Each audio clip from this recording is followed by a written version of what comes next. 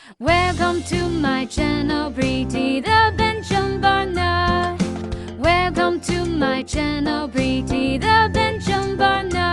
Hello বন্ধুরা, আমি প্রীতি, আমার চ্যানেল pritithebanjonbarna তোমাদেরকে স্বাগত। আজকে তোমাদেরকে আমি একটা সিম্পল কমন রেসিপি করে দেখাবো। একদম ঠিক ধরেছো, ঝুরি আলু ভাজা। এটা কিভাবে সঠিক নিয়মে পারফেক্টভাবে করা যেতে পারে, যা একদম মুচমুচে ঝুরঝুরে হবে এবং সেটাকে ঠিকঠাকভাবে স্টোর করে রাখা যেতে পারে, সেটারই নিয়ম আমি তোমাদেরকে আজকে দেখাবো। তোমরা এই পুরো ভিডিওটা স্কিপ না করে শুরু থেকে শেষ দেখতে থাকো। তাহলে চলো শুরু করা যাক আজকের ঝুরঝুরে আলু ভাজা। আমাদের এর জন্য কি কি লাগছে? আমাদের একদম ঝিরিঝিরি করে কাটা আলু। আমি দুটো বড় বড় আলুকে একদম ঝিরিঝিরি করে কেটেছি। তোমরা এটাকে গ্রেটারে গ্রেট করে নিতে পারো। গ্রেটারে গ্রেট করে নেওয়ার কি প্রসেস আছে তোমাদের আমি আমার অন্য একটি ভিডিওতে অবশ্যই দেখাবো। তারপরে আমাদের লাগছে নুন, হলুদ, চাট মশলা, কারি পাতা, শুকনো লঙ্কা আর বাদাম। আর ভাজার জন্য আমাদের লাগবে সাদা তেল।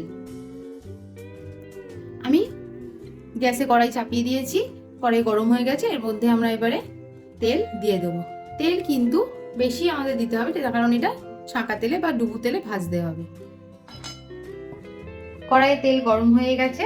এবারে আমরা খুব একদম গরম হয়ে যাবে এমন করবে না যে আলু দিলেই আলু লাল হয়ে পুড়ে যাবে, তেমন করবে না। কড়াইয়ের তেলটা হালকা গরম হলেই আস্তে আস্তে আমরা আলুগুলোকে ছেড়ে দেবো।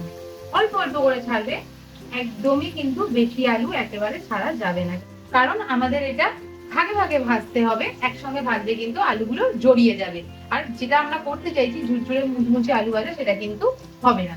ব্যাস, আমরা এবারে তেলে আলুগুলো ছেড়ে দিয়েছি। আমরা কিচ্ছু করবো না, এটা খানিকক্ষণ হতে দেবো। এবারে আমরা একটু হালকা করে নাড়িয়ে দেবো।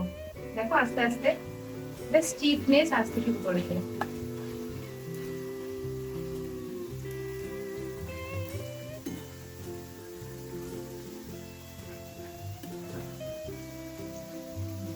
কিছুক্ষণের জন্য ছেড়ে দেব।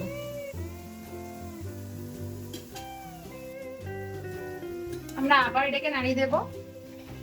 একটা কথা মাথায় রাখবে, এটা ভাজার সময় কিন্তু একদমই নুন দেওয়া চলবে না, একদমই নুন চলবে না। আর হ্যাঁ, আমি একটা কথা বলতে তোমাদের ভুলে গেছিলাম, সেটা হচ্ছে আলুটা একদম ঝিরিঝিরি করে কেটে বা গ্রেটারে গ্রেট করে জলে ভালো করে ধুয়ে নেবে। ধুয়ে অবশ্যই ছেঁকে নেবে, জলটা ভালো করে জলটা ড্রাই করে নেবে। দেখো ইতিমধ্যে আমাদের আলুটা মুচমুচে হয়ে গেছে।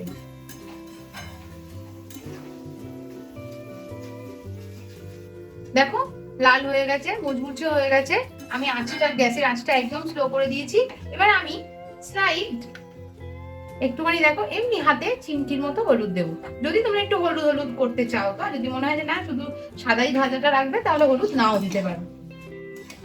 হালকা করে এবার ভেজে নেব। এবার আমরা এটাকে তুলে নেব। দেখো আমাদের তোলা হয়ে গেছে। এভাবে আমি প্লেটের মধ্যে টিস্যু দিয়ে রেখেছি। এবার আমরা আরেক স্টেপ ভাজতে দেব। এবার আমরা আরেক স্টেপ দিচ্ছি, সেই অল্প করে করেই দেব।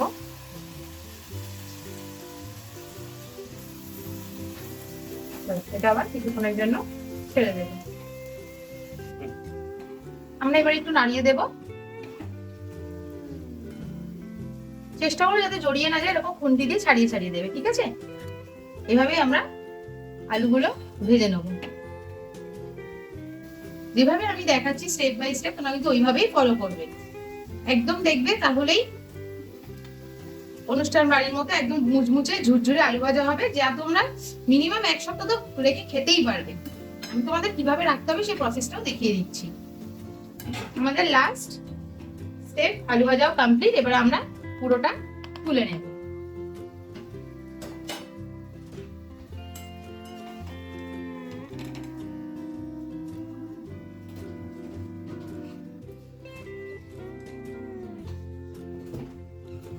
আমি কিন্তু একটু হলুদ দিয়েছি বলে এরকম কালার এসছে।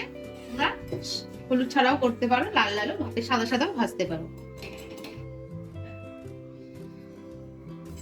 আর আমার একটু কড়া মুচমুচে ভালো লাগে বলে আমি একটু লালচে ভেজেছি, তোমরা হালকা সাদাও ভাজতে পারো।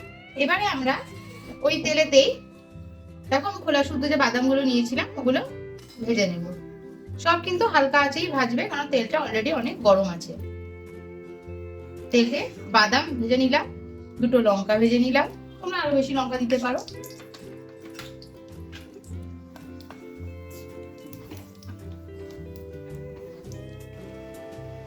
আমাদের বাদাম ভাজা হয়ে গেছে, বাদামগুলো তুলে নিলাম। এই ছাকনি হাতাটা এইভাবে রেখেছি, রেখে কারি পাতাগুলো এর মধ্যে দিয়ে দিয়েছি, দিয়ে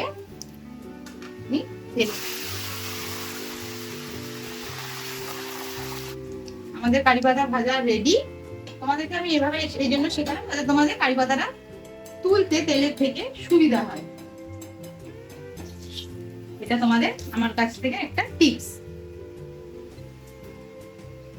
তাহলে আমাদের ঝুরঝুরে আলু ভাজা সব রেডি।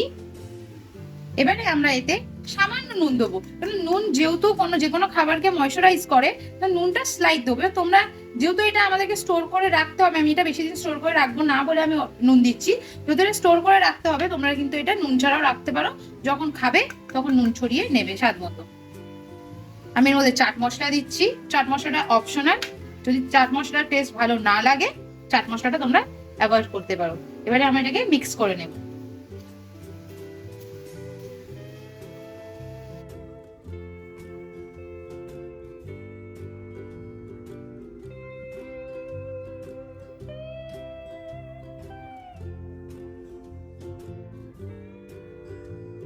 এবারে আমরা তোমাদেরকে শেখাবো যে এই আলু ভাজাটাকে তোমরা স্টোর কি করে করবে। তার জন্য দেখো আমি একটা কৌটো নিয়ে নিয়েছি প্লাস্টিকের, ঠিক আছে। তোমরা 2-3 দিনের জন্য রাখতে চাও বা 1 দিনের জন্য রাখতে চাও, তাহলে প্লাস্টিক নর্মাল যে পলিথিন আছে তুমি তার মধ্যেও রেখে দিয়ে ভালো করে ওটা টাইট করে বন্ধ করে রেখে দিতে পারো। আর যদি একটু বেশি দিনের জন্য রাখতে চাও তাহলে এরকম একটা এয়ারটাইট কন্টেনার নেবে। আমি প্লাস্টিকের একটা কৌটো নিয়েছি। অবশ্যই আলু ভাজাটা মানে এই ঝুরঝুরে আলু ভাজাটা ঠান্ডা হবে, তারপরেই কিন্তু এর মধ্যে ভরবে। একেবারে ঠান্ডা হওয়ার পর, গরম থাকা অবস্থায় কিন্তু কখনোই ভরবে না। দেখো আমি কন্টেনারে ভরে ফেলেছি।